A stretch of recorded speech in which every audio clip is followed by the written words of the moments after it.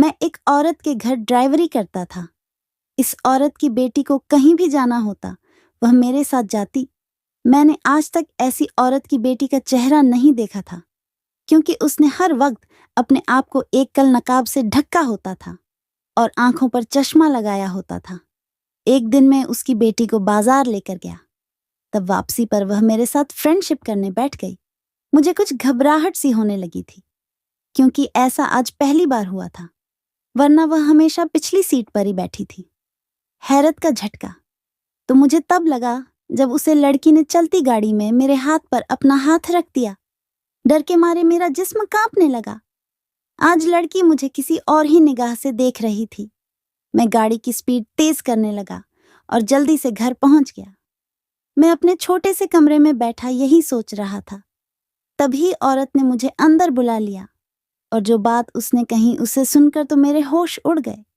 वह बोली, तुम मेरी बेटी से शादी कर लो, उसके बदले मैं तुम्हें बहुत से पैसे दूंगी, और अगर तुमने इनकार किया तो मैं तुम पर इल्जाम लगाकर जेल भिजवा दूंगी। मैं इस लड़की से शादी नहीं करना चाहता था, क्योंकि मैं अपने ही गांव की किसी और लड़की से शादी करना चाहता था, मगर अपनी इज्जत और इस औरत की धमकी से डरकर इसकी बेटी से शादी कर ली। इस औरत ने यह भी कहा था कि 1 महीने बाद तुम मेरी बेटी को तलाक भी दे देना। बस यही सोचकर मैं शादी कर ली, मगर शादी की रात उस लड़की ने मेरी हालत ही खराब कर दी। मेरी तो रूह तक आ गई जब उस लड़की ने मुझे सऊदी अरब आए हुए दूसरा महीना होने वाला था, लेकिन अभी तक मुझे यहाँ कोई ढंग का काम नहीं मिल रहा था। मेरे यहाँ आने का किस्सा भी अजीब ही था। कोई सुनता तो यकीन ही न करता। मेरा तो जहानो गुमान में भी नहीं था कि मुझे यहाँ आने का मौका मिलेगा। मैं अपने घर की गरीबी की वजह से बेहद परेशान था, क्योंकि मेरी बहनों की शादी सिर्फ इसी वजह से रुकी हुई थी। यह हमारे पास दहेज नहीं था। एक दिन मैं सड़क पर परेशान बैठा हुआ था कि एक आदमी बड़ी सी गाड़ी में मेरे पास आया और कहने लगा, तुम कुछ परेशान हो, मैं तुम्हारी मदद कर सकता हूँ। मैंने कहा, भाई जाओ यहाँ से, मैं बहुत परेशान हूँ, मेरा दिमाग ना खाओ। मैं कहने लगा, मैं तो तुम्हें नौकरी देने आया था, अगर तुम्हारी ख्वाहिश नहीं तो ठीक है, मैं चला जाता हूँ। मैं जल्दी से कहा कि रुक जाओ, मुझे बात बताओ। अंदर ही अंदर में घबरा भी रहा था, कहीं मेरे साथ फ्रॉड ही ना हो जाए। लेकिन वह आदमी कहने लगा, फिक्र ना करो, अगर अपने हालात बदलना चाहते हो तो मेरे साथ चलो, मैं तुम्हें बाहर के मुल्क में भिजवा दूंगा, वहां पर तुम काम करके अपने हालात बदल सकते हो। मैं बाहर जाने का सुनकर फौरन खड़ा हो गया। मैंने सोचा कि एक बार उसकी बात सुन लेता हूँ, क्या पता वह कोई अच्छा आदमी हो। लेकिन वह मेरी मदद क्यों करना चाह रहा था? मैंने उससे पूछा, भाई ना, मैं तुम्हें जानता हूं और ना तुम मुझे जानते हो, लेकिन फिर भी तुम मेरी मदद क्यों करना चाहते हो? तो वह कहने लगा, बस मैं ऐसे रोज किसी गरीब की मदद कर दिया करता हूं, ऊपर वाले ने बहुत कुछ दिया है। मुझे यह सारा मामला कुछ अलग सा लग रहा था और कुछ अजीब भी, लेकिन मेरे पास कोई और चारा भी नहीं था। कुछ दिनों पहले ही अपनी गलती की वजह से नौकरी छोड़ चुका था। मैंने ऊपर वाले का नाम लिया और उसे आदमी के साथ चल दिया। वह मुझे लेकर एक बड़े से बंगले में आ गया। मुझे कमरे में बैठकर वह आदमी खुद गायब हो गया। कुछ देर बाद आया तो उसके हाथ में कुछ पैसे और वीजा थी। मुझे देखकर कहने लगा, ये पैसे पकड़ो और अपना पासपोर्ट बनवा लो, कुछ दिनों बाद तुम्हें टिकट भी मिल जाएगी। मुझे यकीन नहीं आ रहा था कि शायद किस्मत मुझ पर यूं मेहरबान हो सकती है। मैं इस वक्त पैसे लेकर वहां से आ गया। अगले कुछ दिनों में मैंने पासपोर्ट बनवा लिया। मैं अगले दिन उसे आदमी के घर गया तो उसने मेरे हाथ में टिकट थमा दिया और साथ में एक मोबाइल नंबर भी दिया और बोला, परसों तुम्हारी फ्लाइट है, वहां जाकर जो मोबाइल नंबर मैंने दिया है उसे नंबर पर बात कर लेना, तुम्हें नौकरी मिल जाएगी। मैं घर वालों को बात कर सऊदी अरब आ गया, लेकिन एयरपोर्ट से निकलने के बाद मुझे एहसास हुआ कि वह नंबर मुझे कहीं खो गया है। मैं क्या करूंगा? मैं तो यहाँ किसी को जानता भी नहीं था। जाने वह आदमी कौन था जिसने मुझ पर यह मेहरबानी करके यहाँ भिजवा दिया था। लेकिन अब मैं यहाँ फंस गया। मैं बेहद परेशान हो गया। पहले मेहनत मजदूरी शुरू कर दी ताकि अपनी भूख मिटा सकूं। मुझे यहाँ आए दूसरा महीना होने वाला था। और मैं अभी तक अपने घर 1 रुपए तक नहीं भेजा था। मेरी किस्मत अच्छी थी कि यह आदमी मुझे अपने घर ले गया और माली की नौकरी दे दी। मुझे वहां से अच्छी तनख्वाह मिलने लगी। वहां सबके एक रिश्तेदार औरत आई थी। मैं नोट करता था कि वह मुझे घूर घूर कर देखती रहती है।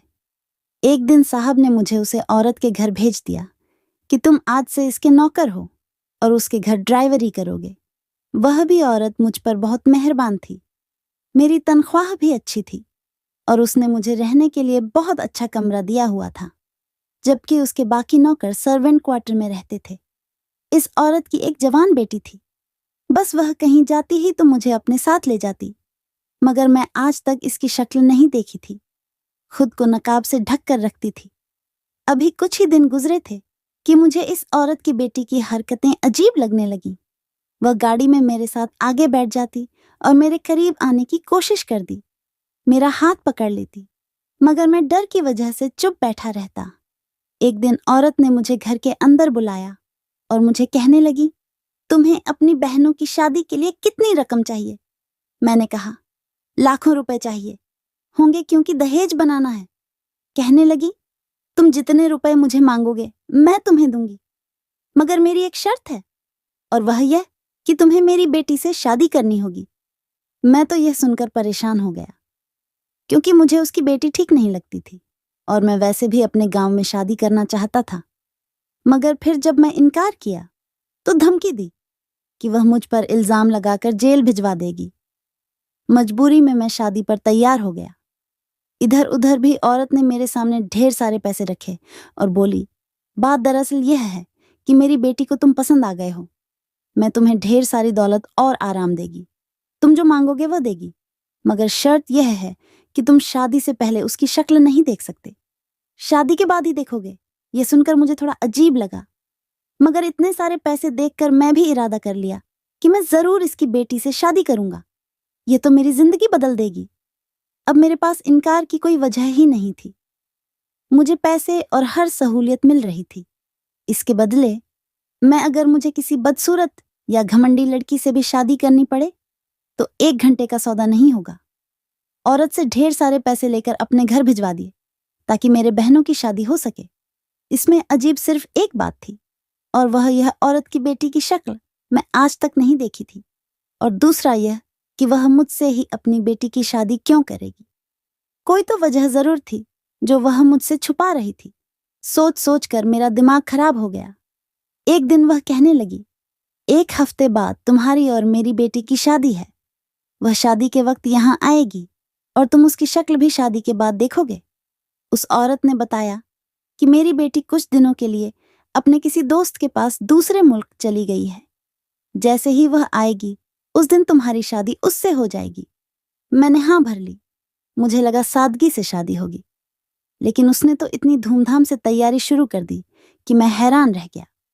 मेहंदी की सजावट इतनी जबरदस्त थी कि मैं सोच नहीं सकता था, लेकिन उसकी बेटी अभी तक नहीं आई थी।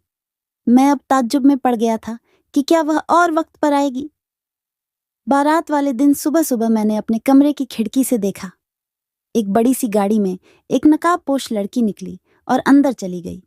वह इस औरत की बेटी थी जो अब मेरी बीवी बनने वाली थी, मगर उसने आज भी अपने चेहरे पर नकाब किया हुआ था। मैं जब देखकर हैरान हुआ था, फिर सोचा कि चलो जो भी है, शादी के बाद राज खुल ही जाएगा। अब मुझे शादी का इंतजार था। मैंने अपने गांव में अपनी शादी के बारे में किसी को भी नहीं बताया था कि पता नहीं यह शादी कितने वक्त चलेगी। शादी हो गई। शादी के बाद दुल्हन मेरे कमरे में आ गई और मैं बेताबी से दुल्हन का चेहरा देखने के लिए घूंघट उठाया, और जैसे ही उसका चेहरा देखा तो मेरे होश उड़ गए। उसने कहा था कि मैं तुम्हारी शादी अपनी बेटी से करूंगी, मगर यह सामने दुल्हन के रूप में बैठी हुई कोई लड़की नहीं थी, बल्कि वह तो मेरे मुंह से चीख निकलते निकलते रुक गई।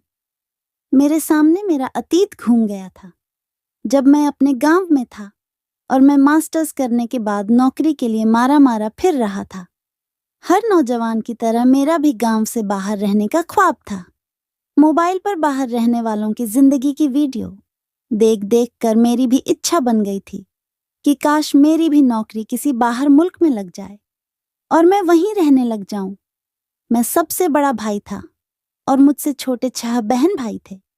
कभी कभी तो मुझे बाबा और माँ पर भी गुस्सा आता था कि उन्हें इतने बच्चे पैदा करने से पहले अपने हालात और गरीबी को भी देख लेना चाहिए था। क्या था जो 2-4 बच्चे कम पैदा कर लेते, कम से कम मेरी जिंदगी तो आसान होती। बड़ा बेटा होने के नाते मेरे नाजुक कंधे पर बेइंतहा जिम्मेदारियां थे। मैंने 10वीं के बाद ही नौकरी करनी शुरू कर दी थी। एक वक्त पढ़ाई करता और एक वक्त नौकरी करता। यूं ही रोते रोते मैं मास्टर्स कर लिया और नौकरी के लिए भाग दौड़ शुरू कर दी। बड़ी मुश्किल से एक बड़े साहब के यहाँ ड्राइविंग की जॉब मिल गई तो उनको अच्छी थी, इसलिए चुप करके काम करने लगा। सुबह 8 बजे जाता और साहब की बेटी को ऑफिस छोड़ने चला जाता। कभी 2 बजे तो कभी शाम को 5 बजे। मैं साहब को ऑफिस से घर वापस लाया करता और बाकी वक्त में सुकून से बैठा रहता, क्योंकि मेरा काम सिर्फ साहब की बेटी को दफ्तर छोड़ने जाना और लेने जाना था। और साहब की बेटी ने हमेशा नकाब किया होता था। मैंने अभी तक उसका चेहरा नहीं देखा था और ना ही मुझे देखने की तमन्ना थी, क्योंकि मैं सिर्फ वहां काम करने जाता था और मैं नहीं चाहता था इस नौकरी से निकल जाऊं। मेरे यार दोस्त मुझे समझते थे कि साहब की बेटी को अपने प्यार के जाल में फंसा लो। करोड़पति बाप की बेटी है और तो और है भी इतनी हसीन। अगर तुम उसे पसंद आ गए तो सारी जिंदगी ऐश करोगे। कभी कभी यह बात मेरे दिल को लगती थी, क्योंकि यह मेरा अमीर होने का शॉर्टकट रास्ता था और बहुत ही आसान था। लेकिन मैं अपने डर की वजह से साहब की बेटी के सामने नजर तक नहीं उठा सकता था। इस लड़की ने भी कभी मुझसे बात करने की कोशिश नहीं की थी, बल्कि मुझे तो लगता था कि वह शायद गूंगी है, क्योंकि 1 महीने के दौरान मैंने उसे बात करते नहीं सुना था। मेरे दोस्त मुझे कहते थे कि तुम ही कभी बात करने की कोशिश कर लिया करो, क्या पता वह जवाब दे दे। मैं बड़ी हिम्मत से एक दिन कोशिश की और पूछा, मुझे कल की छुट्टी चाहिए, कल मैं आपको छोड़ने और लेने नहीं आ पाऊंगा। मैंने सोचा कि वह मुझे कुछ तो पूछेगी कि क्यों छुट्टी करनी है या क्या वजह है, मगर उसने तो एक भी लफ्ज नहीं कहा और सिर्फ सर हिला दिया। मुझे बहुत गुस्सा आया। मैंने सोचा कि मैं क्यों इस पत्थर की लड़की से अपना सर टकरा रहा हूं। मुझे नहीं लगता कि मेरे जाल में फंसेगी। अगले दिन मैंने जानबूझकर छुट्टी कर ली ताकि अगले दिन जाऊंगा तो मैं कुछ पूछे तो सही, मगर उससे पहले ही उसके बाप ने पूछ लिया कि तुम कहाँ गायब थे, कल आए क्यों नहीं। मैंने कहा, साहब जी आप घर पर नहीं थे, मैंने मैडम साहिबा को बता दिया था कि मुझे जरूरी काम है, इसी वजह से मैं नहीं आ सका। साहब ने कहा, अच्छा ठीक है, मगर अगली बार छुट्टी लेनी हो तो मुझे जरूर बताया करो, मेरी बेटी से कुछ ना कहा करो। मैं परेशान होकर सोचने लगा कि साहब अपनी बेटी से इस कदर खफा क्यों रहते हैं। मैंने कभी इनको मैडम से प्यार से बात करते नहीं देखा था। फिर घर के पुराने चौकीदार से मालूम हुआ कि वह साहब की नहीं बल्कि साहब के भाई की बेटी है। उसका नाम समीरा है, मगर सब उसे परी मैडम कहते हैं। वैसे तो बाहर के मुल्क में रहती है, मगर साल में कुछ महीने यहां गुजरती है। साहब को उनके काम से नफरत है, मगर उसे कुछ कहते नहीं है। मैं आज तक ध्यान से देखा ही नहीं था कि कहाँ जाती है और क्या काम करती है। अगले दिन मैं जिस ऑफिस के सामने उन्हें छोड़ा था वहां का बोर्ड पढ़ा और उसे पढ़कर तो मेरे पैरों तले से जमीन खिसक गई। वह तो कोई ऐसा अड्डा था जो कि देखभाल के लिए बनाया गया था। वह अंदर चली गई तो मैं गाड़ी कुछ फैसले पर खड़ी कर ली।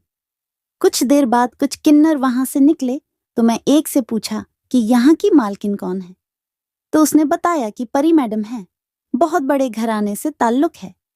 मैं बहुत हैरान हुआ कि परी मैडम कितनी अच्छी है। मुझे बस सच में अच्छी लगने लगी। मैंने उससे बातचीत करने की कोशिश शुरू की तो वह भी मेरे साथ घुल मिल गई और अक्सर हमारी बातचीत होने लगी और अब गाड़ी में बैठते ही नकाब उतार लेती थी। मुझे लगने लगा कि वह भी मुझे पसंद करने लगी है। बहुत जल्दी मुलाकातें परी के चाचा की नजरों में आ गईं और एक दिन उन्होंने मुझे घर बुलाया और कहा, तुम जानते हो परी की असलियत क्या है? जानोगे तो उल्टे कदम यहां से भाग जाओगे। मैंने कहा, ऐसी भी क्या बात है उसकी? मैं तो उससे शादी करना चाहता हूं। साहब जी मेरी बात सुनकर मुझे अजीब नजरों से देखने लगे और कहने लगे, वह लड़की नहीं है, किन्नर है, तीसरे जीन्स से ताल्लुक रखती है। कैसे शादी करोगी मुझे? परी गांव लोगों से लगाव देखकर ही समझ जाना चाहिए था। उसकी असलियत क्या है? वह उनके साथ जब होती थी तो यही लगता था कि वह कम्युनिटी से ताल्लुक रखती है, मगर मैंने कभी इस पर शक करने का सोचा भी नहीं था। इस आदमी ने सच ही कहा था। मैं परी की असलियत सुनकर उल्टे कदमों वहां से भाग गया और उसे हर किस्म का नाता और बात खत्म कर ली। उसने इतना बड़ा धोखा किया था मेरे साथ, मैं उसकी शक्ल तक नहीं देखना चाहता था। मैं वह नौकरी छोड़कर दरबदर की ठोकरें खाने लगा। तब कहीं जाकर किस्मत मेहरबान हुई और मैं सऊदी अरब चलाया। लेकिन मुझे क्या मालूम था कि मेरी तकदीर में क्या लिखा है। शादी के लिए हामी भरते हुए मेरे दिमाग में दूर दूर तक परी का ख्याल नहीं था, मगर जो सोचा नहीं था वह हो गया। इस वक्त मेरी दुल्हन के रूप में कोई और नहीं बल्कि परी बैठी हुई थी। जितना हैरान उसे देखकर हुआ था, उतना ही वह मुझे देखकर हुई थी। मैंने सर हाथों में थाम लिया। मेरा सर यह सोचकर चकराने लगा कि मैं किन्नर से शादी कर ली, लेकिन अब कोई रास्ता नहीं था। मैं पैसे ले चुका था और घर में मेरी बहनों की शादी की तैयारी चल रही थी, वरना मैं इस वक्त वहां से भाग जाता। मेरे लालच ने मुझे कहाँ लाकर खड़ा किया था कि किन्नर मेरी बीवी के रूप में मौजूद थी। मैंने गुस्से में आकर उसे अपने कमरे से निकाल दिया। वह खड़ी हो गई और अपनी माँ के पास चली गई। जैसे ही वह कमरे से बाहर गई, मैं इस वक्त अंदर से दरवाजा बंद कर दिया। मैं इसको अपने कमरे में नहीं देखना चाहता था। सुबह हुई तो मेरी सास आई और मुझे धमकी देकर बोली, चुपचाप मेरी बेटी को स्वीकार कर लो और रिसेप्शन के लिए तैयार हो जाओ, वरना मैं तुम्हें जेल भिजवा दूंगी। तुम सोच भी नहीं सकते मैं तुम्हारे साथ क्या कर सकती हूँ। मैं मजबूरन अपने घर वालों के खातिर उठा और तैयार होने लगा, क्योंकि वह कुछ भी कर सकती थी। रिसेप्शन के लिए परी को तैयार हुए देखकर कहीं से भी नहीं लग रहा था कि वह लड़की नहीं है, कोई और है। मैं उलझने लगा था। रिसेप्शन की रात में कमरे से बाहर निकालकर विश्राम कक्ष में आ गया। मेरी सास मेरे पास आई और प्यार से कहने लगी, तुम यहाँ क्यों खड़े हो? मैं गुस्से से कहा, आपने मुझे धोखा दिया है। आपने कहा था कि मेरी आपकी बेटी से शादी होगी, यानी एक लड़की से, लेकिन आपने तो मुझे धोखा दिया है और एक किन्नर से मेरी शादी करवा दी। वह कहने लगी, तुम्हें किसी ने गलत बताया है। मेरी बेटी किन्नर हरगिज नहीं है, असल बात कुछ और है। मैंने कहा, मुझे कोई असल बात नहीं सुनाई दी और आप मेरी जान छोड़ दें। इससे पहले कि मेरी सास कुछ कहती, परी कमरे से निकल आई और बोली, ठीक है, 1 महीने के बाद तुम मुझे तलाक देकर वापस अपने गांव जा सकते हो। तुम्हें जितने पैसे दिए गए हैं वह भी वापस नहीं लिए जाएंगे, लेकिन मेरी एक और शर्त है। मैं बहुत खुश हो गया। यह सुनकर 1 महीने बाद मेरी जान छूट जाएगी। इस 1 महीने के लिए इसकी यह शर्त थी कि दूसरों के सामने मुझे एक अच्छे पति का नाटक करना होगा, क्योंकि आए रोज हमें किसी न किसी दावत पर जाना होता था। मैं हैरान होता था कि यहाँ सऊदी अरब में क्या कोई भी नहीं जानता कि परी की असलियत क्या है। इसे 1 महीने में मैं इस पर पूरे तौर पर नजर रखी, कोई भी अजीब बात ना पता चल सके। दिन के वक्त मुझे हर वक्त उसके साथ रहना पड़ता था, लेकिन रात होते ही मैं दूसरे कमरे में चला जाता। आखिर 1 महीना भी गुजर गया। मैं तलाक के जल्दी से पेपर तैयार कर मेरी सास कहने लगी, अभी भी वक्त है, सोच लो, तुम हकीकत से अनजान हो। यह ना हो कि जब तुम्हें सब मालूम हो तो पछताते और हाथ मलते रह जाओ। मैं समझ गया कि वह मुझे रोकने के लिए ऐसे हथकंडे इस्तेमाल कर रही है, मगर मैं गांव वापस जाने का फैसला कर चुका था। मैं उसे तलाक देकर वापस आ गया। यहाँ मुझे एक नए सिरे से जिंदगी शुरू करनी थी, इसलिए मेहनत शुरू कर दी। जो दिल में ख्वाब थे वह सारे खत्म हो गए। 2 साल की मेहनत के बाद मैं एक छोटा सा बिजनेस करने में कामयाब हो चुका था। मुझे इसी सिलसिले में एक बड़े ब्रांड के साथ मीटिंग करने अपने दोस्त की कंपनी जाना पड़ा, तो वहां पर परी को देखकर मैं हैरान रह गया और यह जानकर तो आश्चर्यजनक ही रह गया कि अब वह मेरे दोस्त की बीवी है। मैंने अपने दोस्त को सबके सामने चेक कर कहा कि तुमने क्या किया, किससे शादी कर ली। मेरा दोस्त मेरी बाजू पकड़कर मुझे दूसरे कमरे में ले गया और कहा कि यहाँ शोर मत करो। मैंने कहा, तुम जानते भी हो, तुमने किसी से शादी की है। कहने लगा, हाँ मैं जानता हूँ, और मैं वह सब जानता हूँ जो तुम नहीं जानते। पर यह किन्नर नहीं है, बल्कि एक लड़की है। जब वह पैदा हुई तो डॉक्टर को यही लगा कि वह किन्नर है, मगर 15 साल की उम्र में कुछ कमी के कारण उसकी ऑपरेशन हुआ और वह एक लड़की बन गई। खानदान वालों को यकीन न आया तो परी के रिश्तेदारों ने कहना शुरू कर दिया कि वह किन्नर है, और उन्हीं बातों से तंग आकर परी के माँ बाप उसे लेकर सऊदी अरब शिफ्ट हो गए। अपनी पढ़ाई पूरी करने के बाद परी किन्नर के लिए कुछ करने का सोचने लगी, क्योंकि इस बार सिर्फ किन्नर होने का इल्जाम लगा था और उसकी जिंदगी जहन्नुम बना दी गई थी। वह सोचने लगी कि जो सच में ऐसे लोग हैं उनके लिए तो जीना बहुत मुश्किल होगा।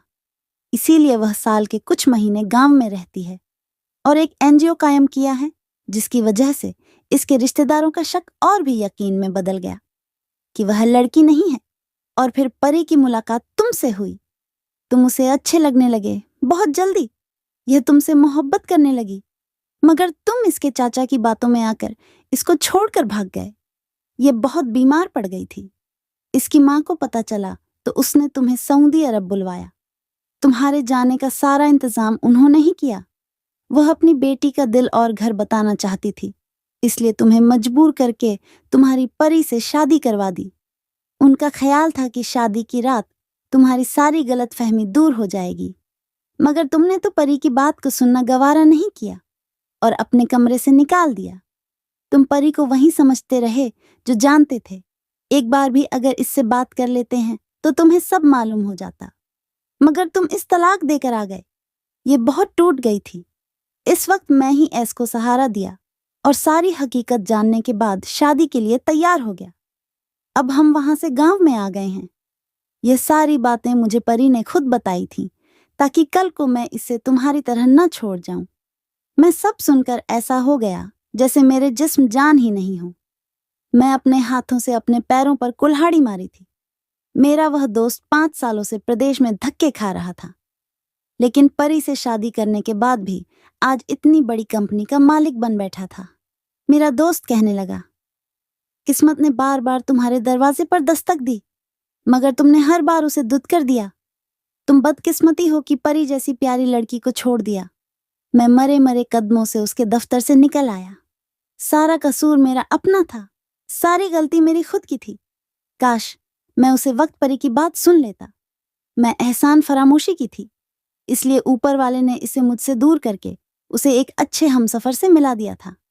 अब मेरे पास पछतावे के सिवा कुछ नहीं बचा था, और मैं सोच रहा था कि काश तब मैं उनकी बात मान लेता, क्योंकि मेरे जैसे बेवकूफ की सजा यही बनती है कि वह काश के सहारे ही जिंदगी गुजारे। तो भाइयों और बहनों, अगर मेरी आज कहानी आपको पसंद आई हो तो वीडियो को लाइक कीजिए, शेयर कीजिए और कमेंट भी कीजिए। और हाँ, सबसे जरूरी बात, अगर आपने अभी तक मेरे चैनल को सब्सक्राइब नहीं किया है तो प्लीज सब्सक्राइब करें। तो भाइयों और बहनों, मिलते हैं अगले वीडियो में एक और दिलचस्प कहानी के साथ। तब तक के लिए नमस्कार। धन्यवाद भाइयों और बहनों।